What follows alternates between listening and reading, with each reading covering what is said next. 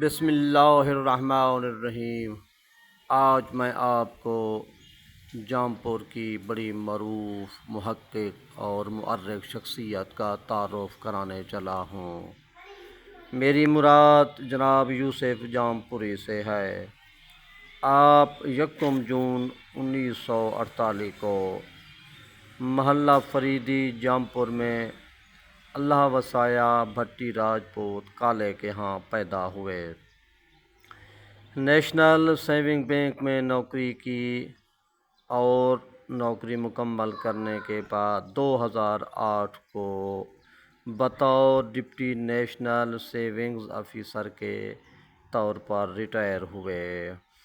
Retirement کے بعد کی مصروفیات میں انہوں نے تاریخی کتب، چاہے وہ وسیب کی تاریخ ہے یا اسلام کی، اور ساتھ ہی درباروں اور تصوف کا گہرا مطالعہ کرنا شروع کر دیا۔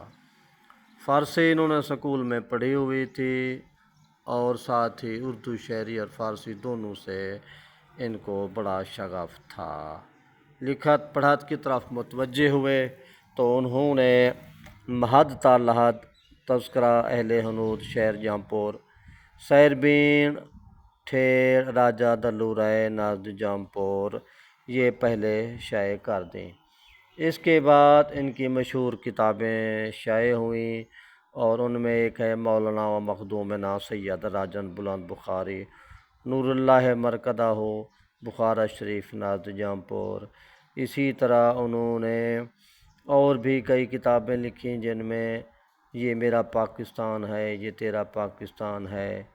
جامپور سے تعلق رکھنے والے مشہور عالمی لیول کے سائنسدان ڈاکٹر محمد عبداللہ خان کی حالات زندگی اور اپنے ننیہال علاقہ تاریخ قصبہ نوتک محمید جو تکمیل تک پہنچی تھی لیکن شائع نہ ہو سکی۔ اسی طرح تاریخ حضرت سید سلطان احمد المعروف سخی سرور، وہ بھی شائع نہیں ہو سکی۔ البتہ ان کی وفات کے بعد ان کی 3 کتابیں منظر عام پر آ چکی ہیں۔